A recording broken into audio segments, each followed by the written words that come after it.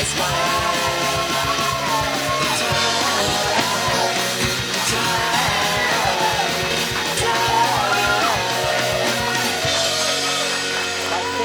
my favorite part when that happens.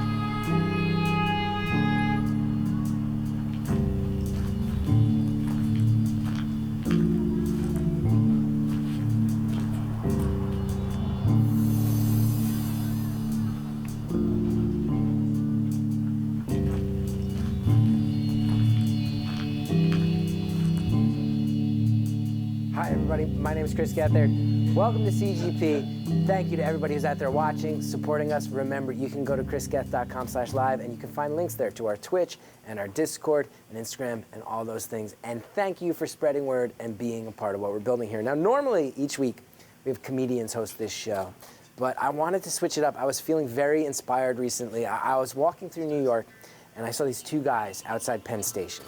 And there was just something about them. They had this mysterious vibe, but at the same time felt very familiar and safe around them. And they looked like, you know, probably just a couple guys in their 40s. And I just felt very, very compelled to find out what their deal was. So walked over. I said, what's the story here, guys? Are you guys poets? You're writers, philosophers, artists? And they just said, yes. And I was really intrigued. So tonight, we're going to experiment. We're walking away from the comedy scene for one night. I'm going to give them my show tonight so they can broadcast some of what they're working on. They'll be reading pieces from their memoirs, which is called Reveries.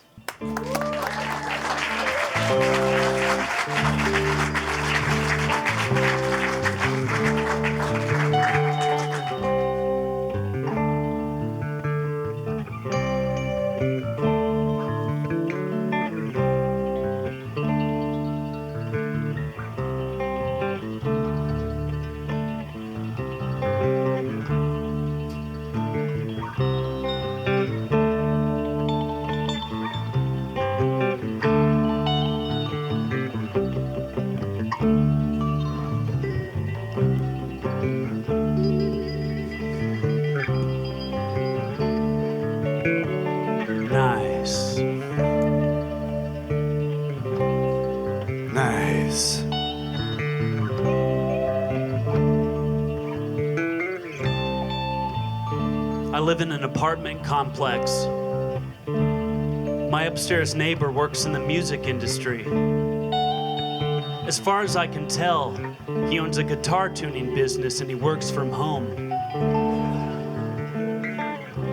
He's a busy man. He actually works 2 jobs. He also teaches yelling at your girlfriend classes on nights and weekends. And those seem to be selling well.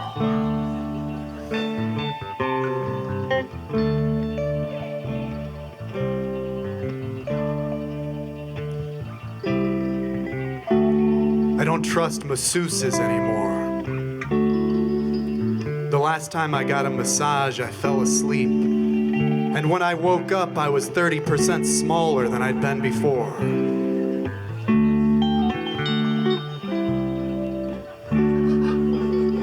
30% smaller.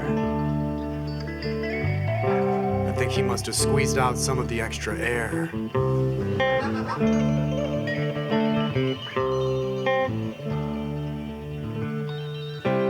I spent a summer living behind an IHOP. I slept on a cot and I got to know a few of the IHOP employees pretty well on their smoke breaks. Really, really great group of guys. And by the end of the summer, I had earned the friends and family discount. And honestly, with those guys, it felt like both. I'm doing this new cleanse, where once a week I swallow a live mouse and let it run through my system, eating any undigested scraps of food. You've got to buy the mice from a special company. You can't pick them yourself, because they have to be shaved and lubed up. Shaved and lubed up. Otherwise, they get stuck in your system. And for an extra $29.99 a month, they can be rubbed down with essential oils that are good for your system. Rubbed down, lubed up. But it's important to only swallow one mouse per week. I knew a guy who got up to 4 or 5 mice a week. They started to build up in his system. They took over his system. They took control of his body, made him do unspeakable acts on their behalf. They had fully hacked his system. Every human body contains a system.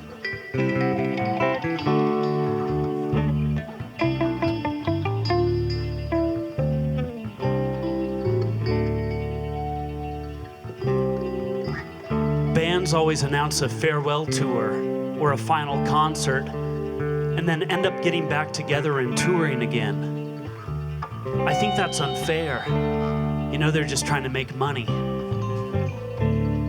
I think when a band plays their final show, they should, for an encore, the whole band should have to chop off one of their hands, and the lead singer should have their throat removed and replaced with a voice box that's a little flat.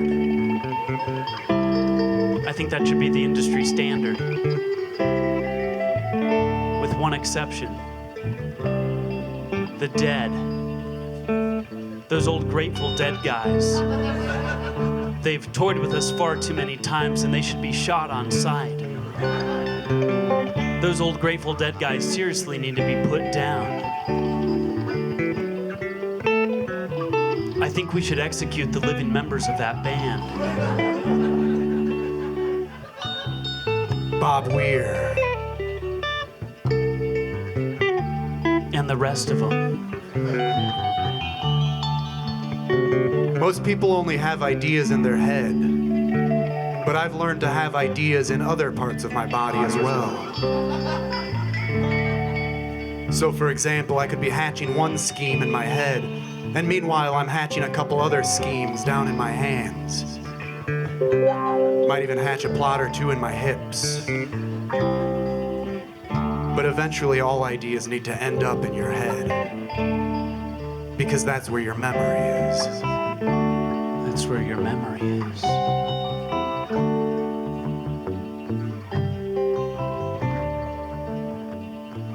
There's so many birds inside the airport, and I guess that's my bad.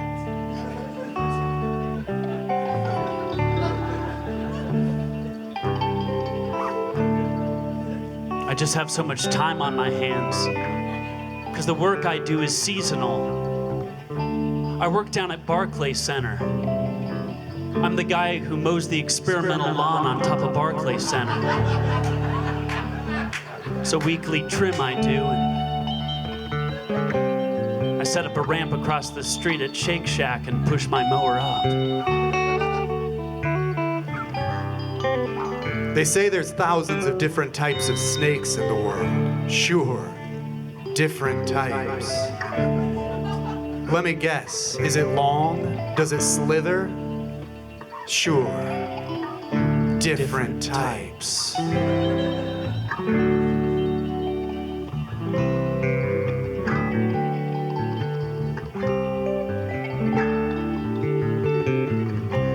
A few summers ago, I was fired from a beachside parasailing business because I sent up a 14-year-old girl too fast. She was only 78 pounds and she shot right up out of the water. The cable snapped and she was airborne for 5 hours. She drifted out about 20 nautical miles. Word around the marina is that she got by the pirates. So, she gone. She got By the pirates. One summer I got stung by bees 97 times.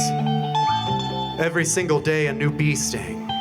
All summer long. No one could figure out what was going on. And then one day in September, I walked out into my backyard. I walked down to the forest that edges the yard, and I found an old beehive. I broke it open, and inside I found a picture of someone who looked very much like me. Ah, that explained it. They thought I was someone else.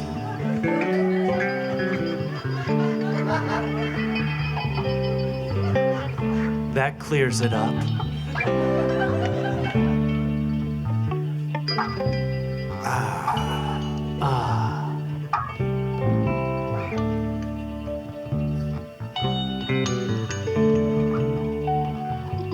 When I found out all my data was being stolen, I went to Utah and broke into the big server farms.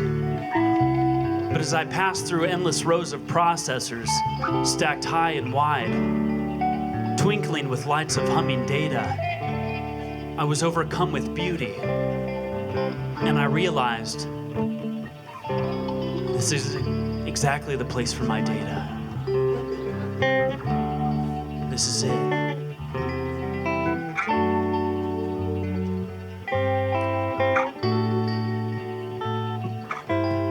I worked construction for a while, until one day I accidentally got built into one of the buildings. I was stuck in there for 3 months before I could finally pry my way free. I guess that kind of thing happens more often than you know. People get built into the buildings that they're working on. Built into the system. And most of them never get out again. They just live the rest of their lives as part of a building. Stuck in the system. They become a part of the city in a way they never dreamed of. That's why you always see maintenance guys and landlords shoving pasta and sandwiches into the cracks in the buildings. I see it all the time. You always see that. And it's because they're trying to keep the buildings happy. Because if the buildings get angry, they spit. Every time you feel a drop of water hit you while you're walking around a city, that's a guy trapped in a building spitting on you. We've spit on the buildings for millennia. And now the buildings are finally spitting back. Finally. Thanks for tuning in. You're listening to Reveries. If this message is reaching you, then you're in the right place. We're joined tonight by our house band, the Driftsmen.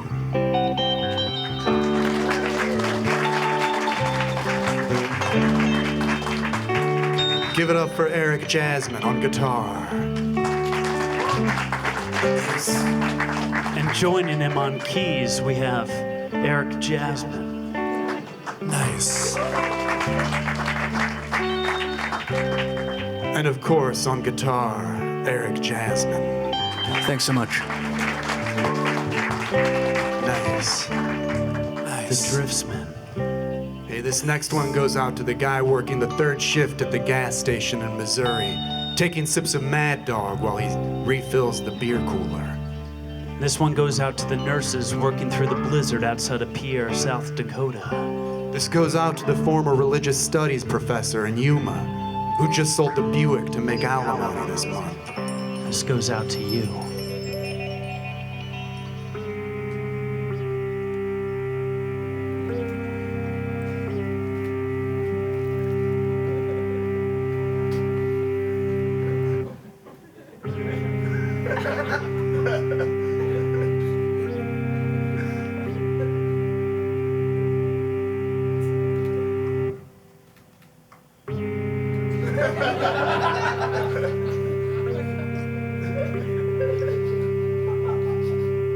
I'm not happy. I don't like where this night's going.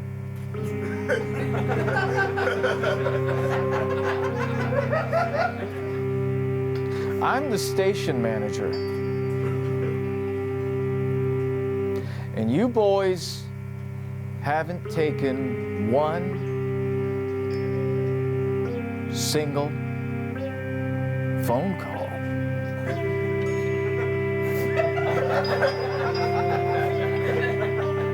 To take a phone call is to play the game of chance. The prize being the potential to connect with any human being on planet Earth. And I know you must be thinking to yourself, well, what is a phone call? Other than hearing the voice of another man on the other side of the phone. And to that I'd say, you're wrong. Why, a phone call is to take another man's soul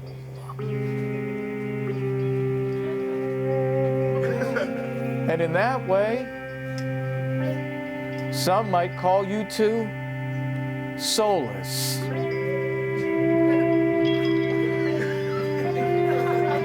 But I'm going to put on a good face.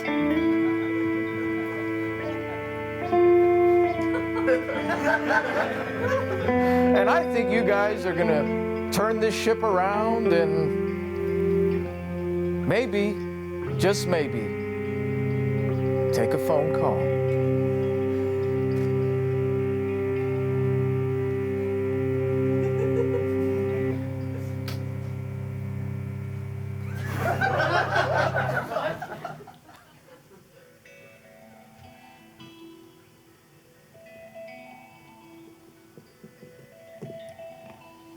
Guess we haven't been getting any phone calls.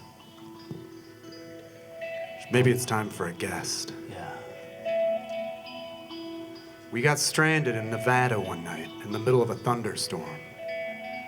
Late at night, as the lightning crashed across the sky, lit up the desert, we saw this man walking towards us.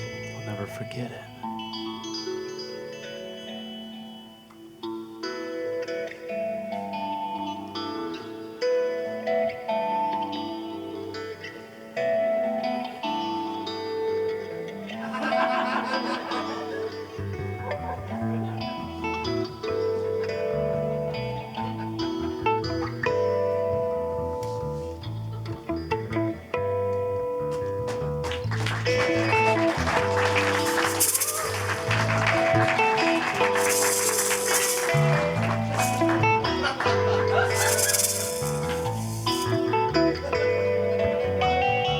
You know, I used to host a cabaret show at the Claremont Casino right outside of Reno in Nevada. That must have been 2 nights,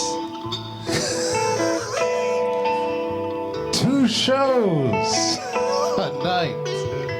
pardon me. 2 shows a night, 7 nights a week, 8 days a week. Oh boy.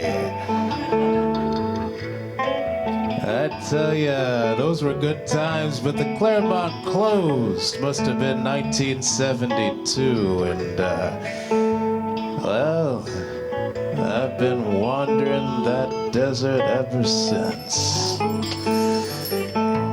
Yeah, I've been all up and down the highways and the byways of the American Southwest. Sure, sometimes I've felt a little lonely. Sometimes I've lost all hope. But you know, a thought occurred to me the other day as I was going up one of those highways or byways or byways or highways, I can't remember where I was, but I thought, hey man, if you've got show business in your soul, then all you need is the sound of your voice and an hour to kill, and you've got yourself a damn fine show. Heck, in that circumstance, I'd say the whole world is a stage, and all the men and women merely players. That goes out to you, Will Shakespeare, Jack, Junior, Philip, Hopkins.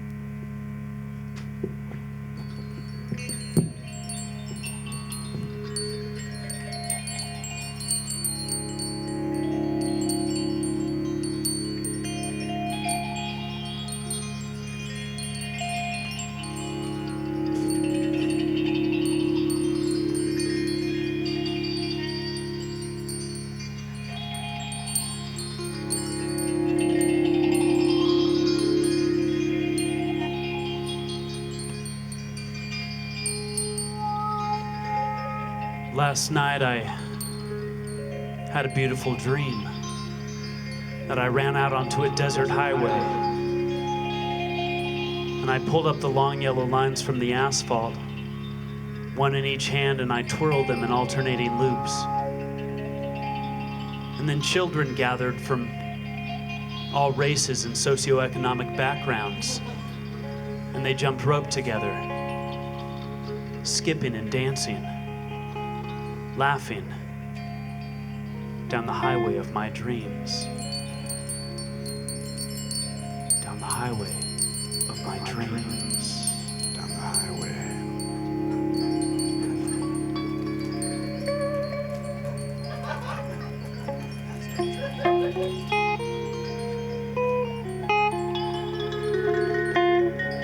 I was walking down a highway late at night, trying to hitch a ride, but no one wanted to help me out.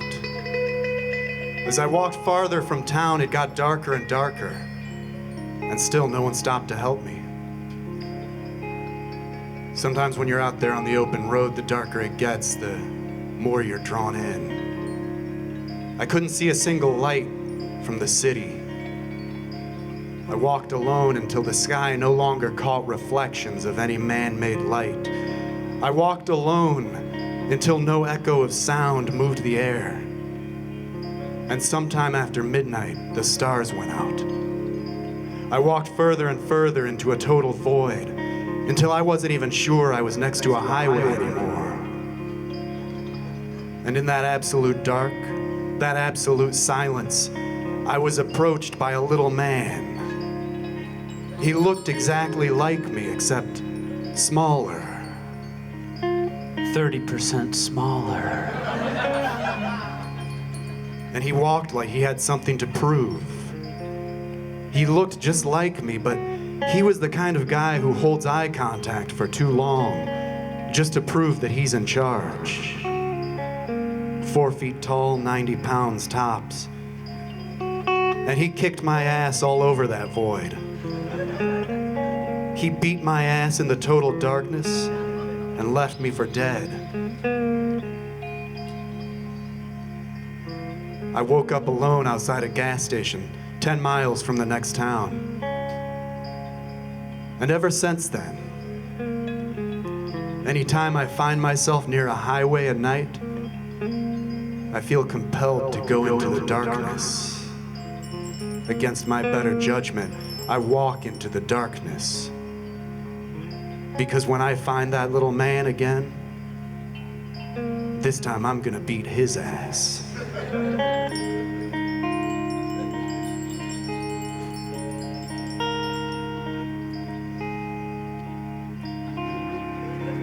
Viewership for the Academy Awards went down again this year. And so, in order to get everyone excited, I pitched them an idea. Hopefully they'll use it at the Oscars. I think when someone in Hollywood, an actor or someone in the industry dies, they shouldn't tell the media. They should go directly to the Academy and keep it a secret. Then at the in memoriam every year is when we find out who died. Everyone would watch that. Everyone would tune into that. And then people in the theater would be like, oh my God. Oh my God. That was my favorite cinematographer. And he was shot on sight. 11 months ago. Oh my God. Oh my God. Everywhere I go, sand. Ever since I was a child, there has been the sand. Sand. I try to escape it, but it always finds a way in. I stay in a hotel, I open a bedside drawer, I find sand. Sand. I'm eating in a diner in Minnesota, floating on the surface of my coffee. Sand. Sand. Sand in the syrup, sand on my fork. I spend an afternoon in a public library in Nashville. An old man at the other end of the table coughs and I hear a sprinkling down. How'd it get inside him? Sand. Sprinkled down. Every memory I have is coated in a thin layer of sand. The sand makes everything just a little slower for me. Makes me wear down just a little bit faster. Colors are a little duller. Food tastes a little blander because of the sand. Sand. And every day there's more. The longer I travel, the more sand there is. Every day more sand. Does it mean every day I get closer to somewhere I'm meant to be? Or does it mean I'm slowly being buried?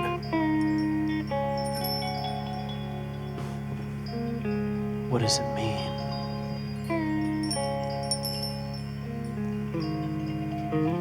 I did a little dance and it went viral. Nobody had ever moved their body quite like that before. And it's what everyone had been waiting for. My little dance had synced up with the cultural pulse, in perfect rhythm with the demands of our nation. 17-year-olds worshipped me. They pledged allegiance to my little dance. It had a certain je ne sais quoi. It had an undeniable Nowness. An undeniable nowness. An undeniable nowness. Yeah. Undeniable.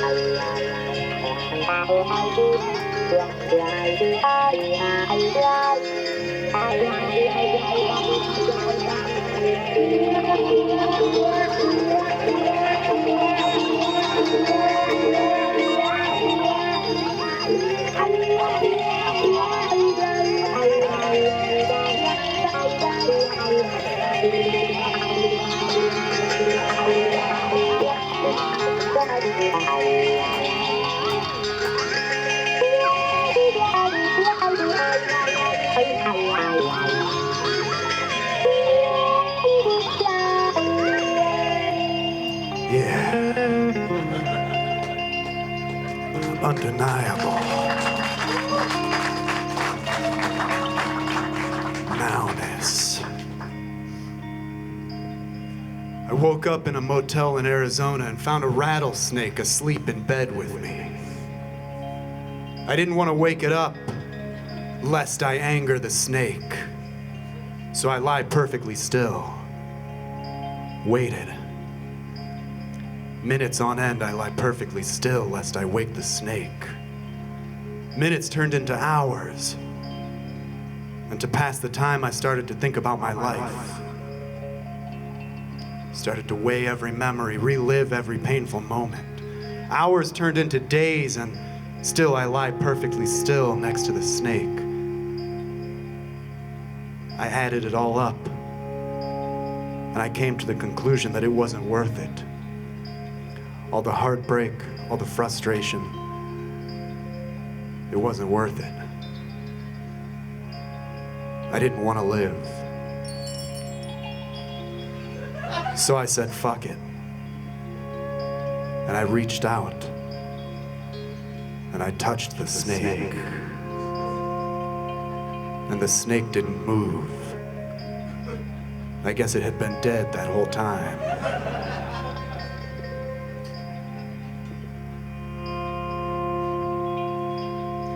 People keep telling me good things will come.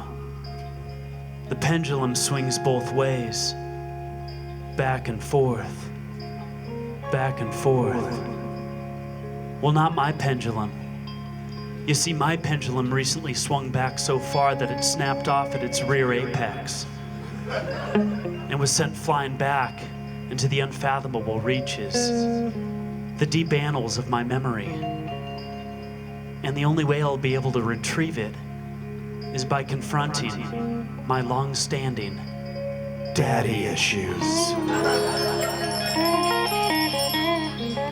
My dad had an extra mouth on the side of his neck. And we used to sit around for hours watching him talk to himself. Hey, how's it going? How's it going? How's it going? Pretty good. Thanks for tuning in. You're listening to Reveries. Reveries.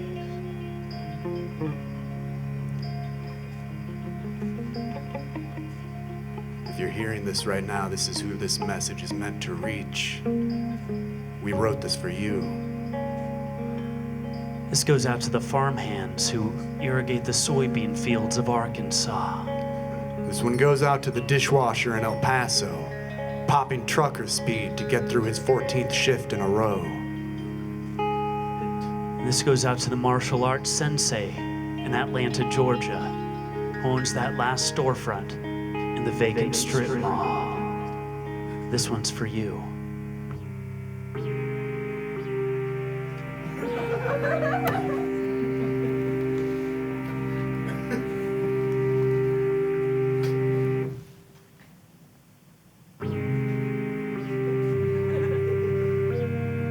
Still not making me happy.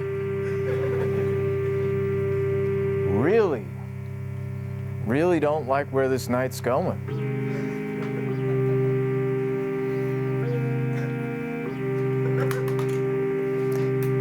You know, when I hired you boys on this job, we shook hands in a sacred bond, flesh on flesh, transferring electricity to one another's bodies.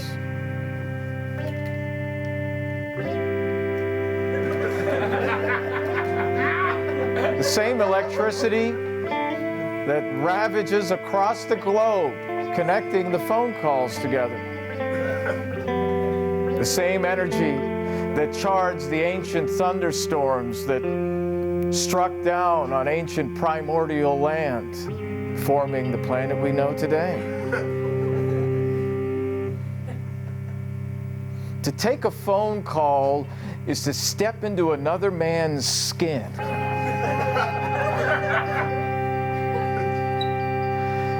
Maybe you two need some convincing. How about I show you a little preview of next week's show? Maybe they'll show you how to make calls.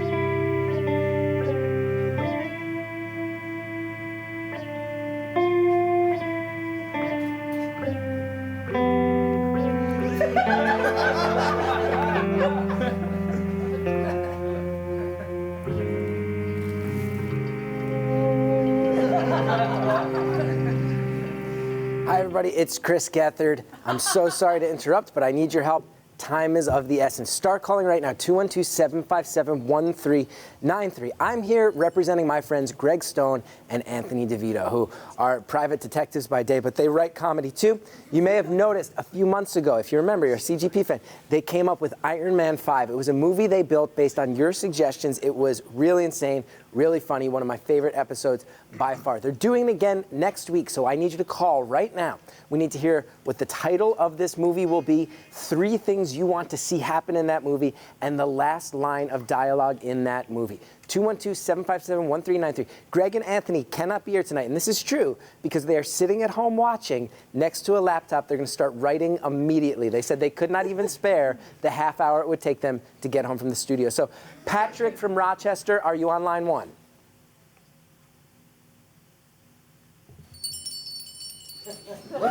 Patrick, can you hear me? Hello? Yeah, Patrick. Chris. Yes, what's the title of the movie Greg and Anthony will be writing next week? Oh my goodness. It's gonna be Toils and Foils. Toils and Part Foils? Toils and Foils, Part 1? Yeah. Toils and Foils, Part 1. Thank you so much, Patrick from Rochester. Greg Stone, Anthony DeVito will be writing Toils and Foils, Part 1. Now, line 2, Sam in Australia. Are you there? Hello. Sam, how you doing? You always call you sound vaguely sad. How you doing? I'm okay. Great. Just doing okay today. What's one thing you want to happen in the movie that Greg and Anthony will be writing next week, Toils and Foils, Part 1? I want a show-stopping musical number. Show-stopping musical number. Thank you, Sam from Australia. Let's go to line 3. We have Sam in Atlanta. Different Sams. This is my other buddy, Sam. Sam, what's another thing you want to happen in Toils and Foils Part 1? They discover that friendship was the true meaning of everything all along. Friendship was the true meaning of everything all along. Show-stopping musical number, Toils and Foils Part 1. Thank you, Sam from Atlanta. We've got Eric in Philly, line 4. Eric, one more thing you want to see happen in Toils and Foils Part 1 next week on CGP. I want to see somebody make a delicious and hot egg soup. A delicious and hot egg soup. That will definitely happen in Toils and Foils Part 1. Thank you so much, Eric. Last but not least, Sean in Wisconsin, the final line of Toils and Foils Part 1. I love fish. I love fish. Thank you so much, guys. Tune in next week. Greg Stone, Anthony DeVito are back with Toils and Foils Part 1. Now, back to Reveries.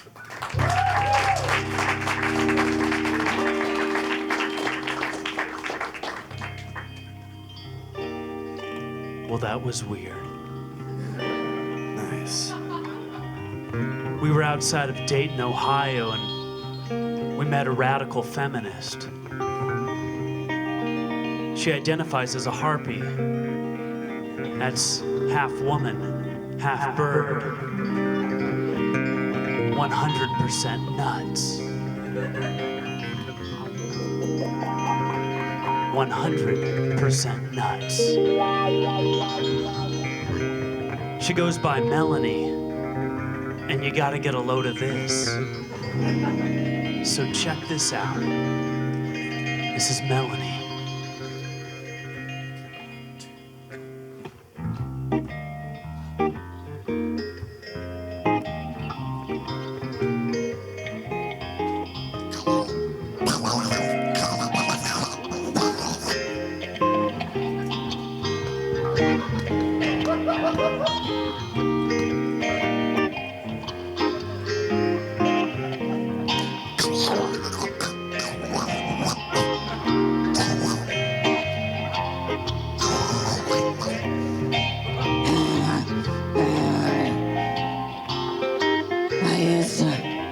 I used to live in hell, but then I ended up in Dayton, where I met these couple of men folk. Men folk? You should call them men. Fuck you.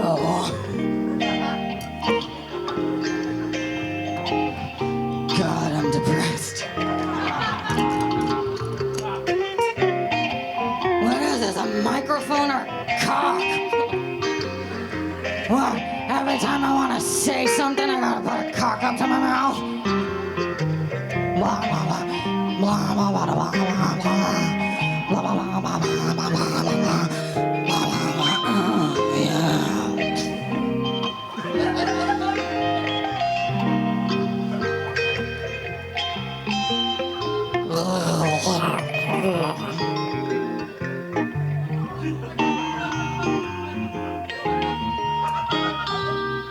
Yeah, I've got flesh dripping from my mouth. I'm a fucking harpy. And I'm sorry I didn't respond to your emails. I'm all busy. Half woman, half bird. Can I get a cock shot? Are you really getting a shot on my cock?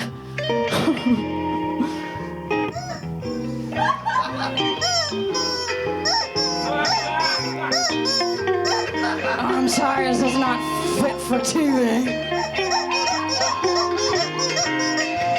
You know, they used to call us storm winds women. But it got exhausting storming all the time. I'm old. Oops. I remember swine flu. I remember avian flu. Of course, I gotta forget avian flu. I'm a fucking bird. I remember the prejudice.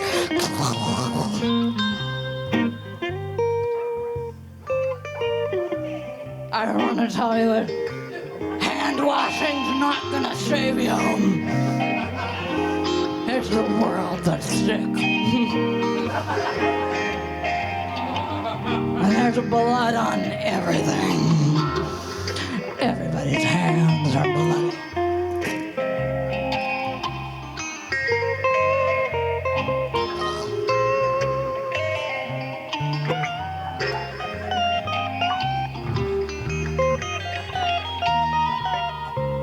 Well,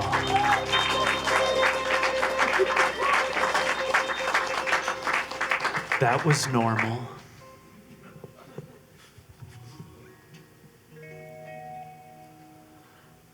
Back when I was a musician, I wrote the saddest love songs, and the record companies completely owned me.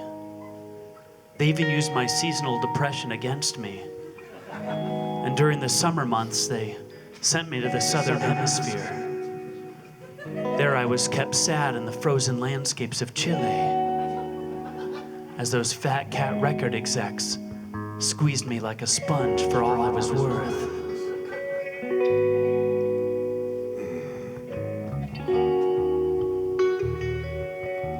I walked into a diner laid down $800 cash and said, make me 21 meals. And they got to cooking. They laid out 21 meals on the counter, and then they locked the doors. And I ate them, one after another. 21 meals. And then I got up and I went to the bathroom, and I took 40 shits in a row. 1 to 2 shits per meal, that sounds about right. A week's worth of meals and a week's worth of shits, all in one afternoon. And I really thought I was on to something. But then I began to piss. And I couldn't stop pissing for 6 days. It came out of every orifice non-stop. It washed across my mind, cleared my thoughts. And in that blank mind, I came to a truth. We do things the way we do them for a reason.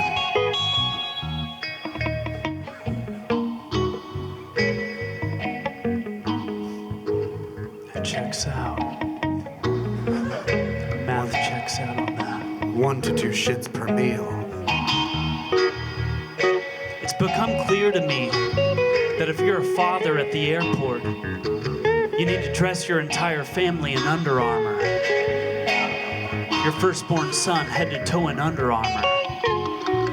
Your wife should be shrouded in Under Armour. Baby swaddled in Under Armour. If you're at the airport, that's the uniform. That's what you gotta do. Every time I get a haircut, I act like a completely different person until it grows back out to its normal length.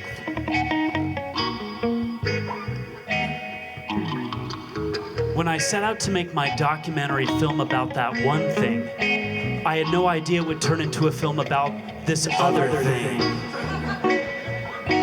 But you see, all I wanted was to make a film about that first thing. At least that's what I promised my crowdfunding backers. I failed them all. Last summer, I got roughed up at a music festival. I was chokeslammed at a G-Love and Special Sauce concert because I brought my own French horn and I was playing along with the guys. And last summer I got kicked in the head by a horse.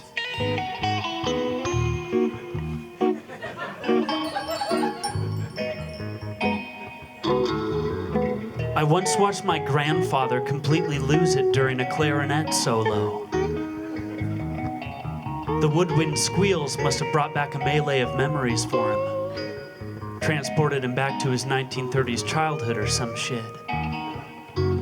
Either way, he gone.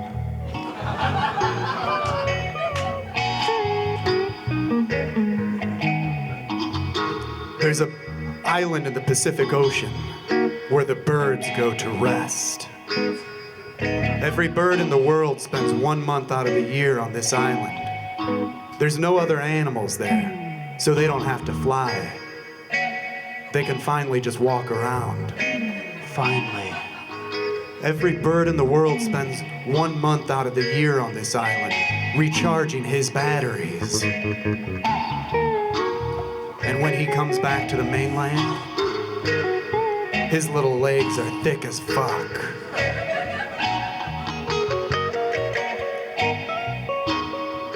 Every bird is a man. Every bird is a man.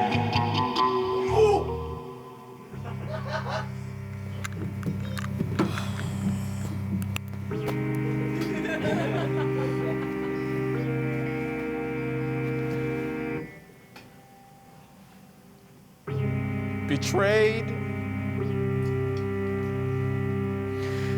Betrayed. Betrayed? Betrayed! Betrayed!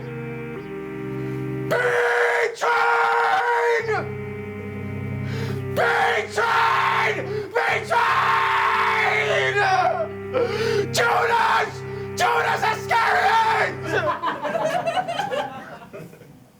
Judas Iscariot, I've been betrayed.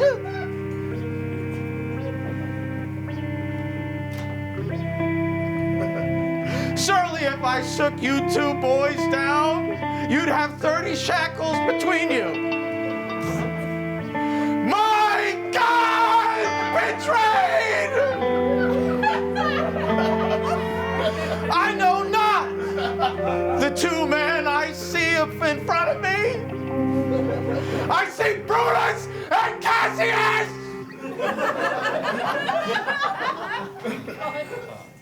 Instead of the dagger lying in a pool of blood in the halls of the Senate in Rome,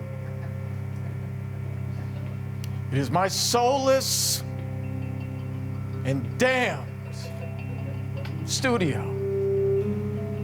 Thousands and billions of souls screaming around the planet, vibrating this planet like a drum. And it's all your two's fault. Oh, betrayal. I once told you two that to take a phone call is to step into another man's skin. Well, may I suggest you two leave?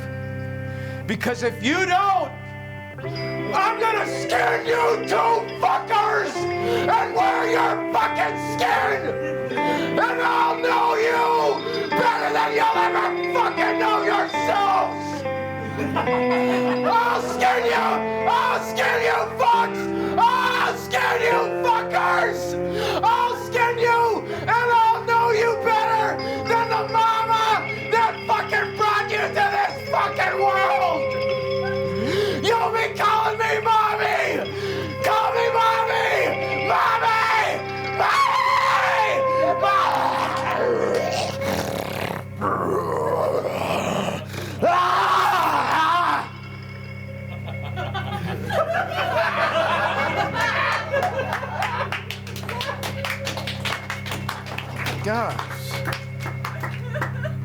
My God. These boys were taking calls the whole time. All the phone calls were going to right into this answering machine. By God, I accuse two innocent young men. You did all right, boys. You did all right. You did okay. You did okay.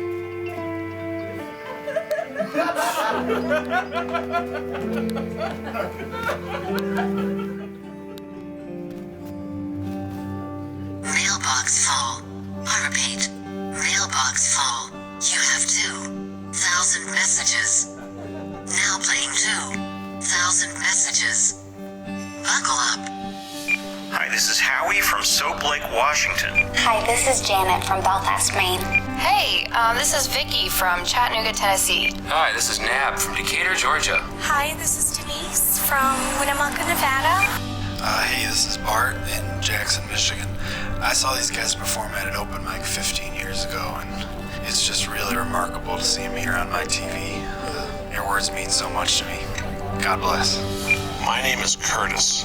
I run a little tourist stand off Route 40 near Kingman, Arizona. I sell polished petrified wood to people who pull off the highway.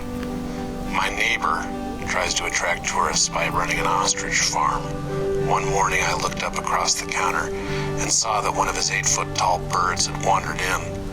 It started to attack me, and an ostrich can kill you with a kick to the ribs. Then I heard another ostrich in the doorway. I looked up. It was 2 men making the sound of an ostrich. I don't know what they said, but the birds stood down and walked calmly out the doorway. They turned around too. They were wearing sunglasses. They seemed to be about 40, and I never got to say thank you. I wish I could. My name is Eileen, and I live in Freehold, New Jersey. My sister passed a few months back, and a butterfly landed on me when I was staring at a body. So, when I see butterflies, I say, oh, that must be Vera. She's coming to, bless me flash forward, I'm standing on my porch, I'm looking out at my grass, and these two men walk by. But I notice that there's a butterfly on one of their shoulders, so I scream, I said, "Stop it! Stay still!" I run over, and as this butterfly's about to fly away, one of them blows out cigarette smoke, and it paralyzes this butterfly. She's suspended in the air, so I'm able to touch her again. I'm able to touch my sister again. I just want to thank them for giving me a little bit more time. I want to be just like them. They changed my whole style. We just can't thank them enough. After they left, my daughter put on a pair of shades, hit the road, and she's never been happier. They've inspired us all to follow our hearts. I'm Mindy. I'm out in Trail City, South Dakota right now, but a couple years ago I was working at a hospital. I'm a nurse. I mostly work the night shift, and this one night, me and all the nurses, we were, counting up our snacks. When we look up, and it's a blizzard outside, and these two guys come walking in, and they had sunglasses on, they didn't have coats, so they come in, they're all covered with snow, and one of them has like a backpack, but he's not wearing it on his back, he's carrying it.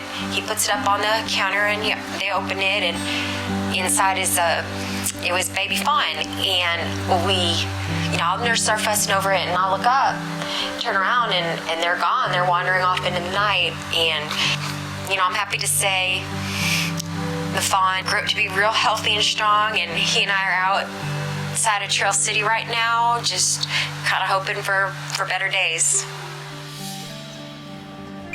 Hi, this is Dave Reed from Davenport, Iowa, and I just wanted to talk about the time that these two men in sunglasses, strangers to the whole neighborhood, showed up and walked on our sidewalks. And every flickering streetlight above them glowed continuously and bright, no more flickering after they walked through. They were two serious men, and I wish I could have had a lighthearted conversation with them, but sometimes something just stops you and tells you to let them go on their way. But I'll always remember that summer night, and every time it goes from spring to summer, the first little touch of humidity in the air, I think of these gentlemen.